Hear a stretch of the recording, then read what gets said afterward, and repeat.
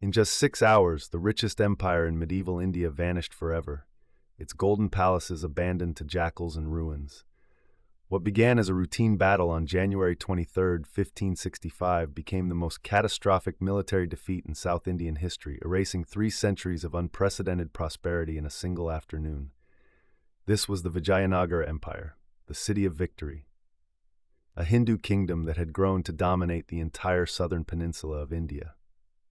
At its zenith in the early 16th century, Vijayanagara controlled territory from the Arabian Sea to the Bay of Bengal, commanding trade routes that connected Europe to Southeast Asia. Foreign visitors described its capital as larger than Rome, its markets overflowing with diamonds, pearls, and silk. The empire's annual revenue exceeded that of most European kingdoms combined. The story begins in 1336, when 2 brothers, Harihara and Bukka, established Vijayanagara as a bulwark against the expanding Delhi Sultanate. What started as a modest fortress on the banks of the Tungabhadra River grew into something extraordinary. By the reign of Krishnadevaraya in the early 1500s, Vijayanagara had become the dominant power in South India, its influence stretching across 360,000 square kilometers. The empire's wealth came from its strategic position. Vijayanagara controlled the lucrative spice trade, taxed merchant caravans crossing the Deccan Plateau, and extracted tribute from dozens of vassal kingdoms. Portuguese traveler Domingo Paes, visiting in 1520, wrote that the capital city housed over 500,000 people, making it one of the largest cities in the world at the time. Its bazaars sold precious stones from Ceylon, Chinese porcelain, Arabian horses, and European firearms. The architectural grandeur reflected this prosperity.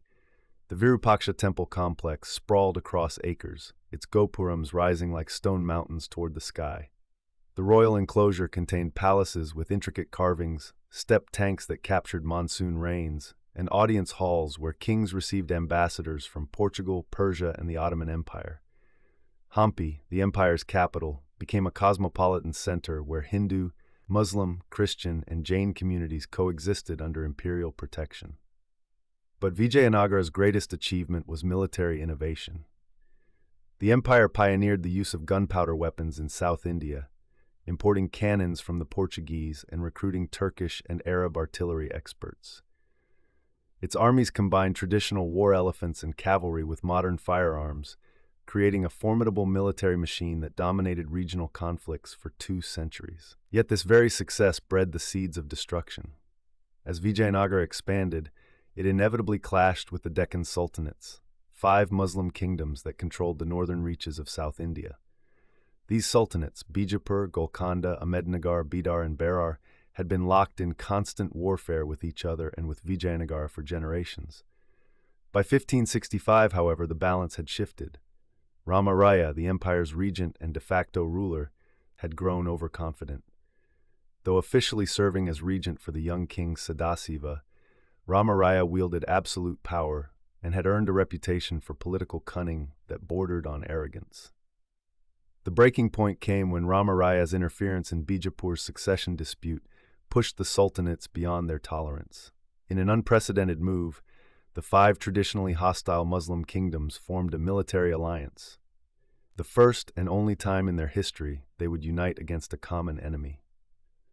This confederation commanded over 80,000 troops, including elite cavalry, war elephants, and the most advanced artillery in the Deccan.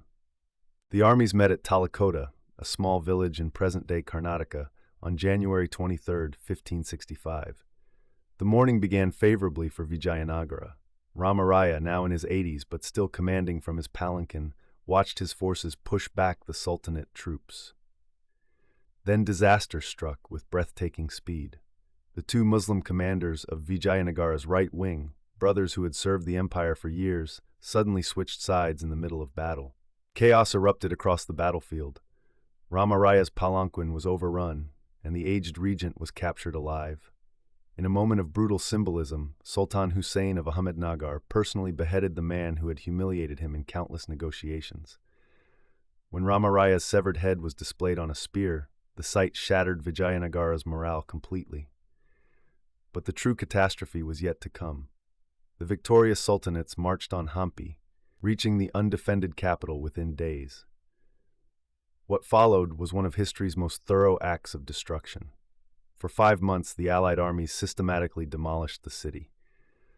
The Battle of Talikota stands as one of history's most dramatic reversals of fortune. An empire that had weathered countless storms, accumulated unprecedented wealth, and dominated a subcontinent for 3 centuries was erased in a single day. The ruins of Hampi, now a UNESCO World Heritage Site, still bear witness to this catastrophe. Broken temples and scattered stones marking where one of the world's greatest cities once stood.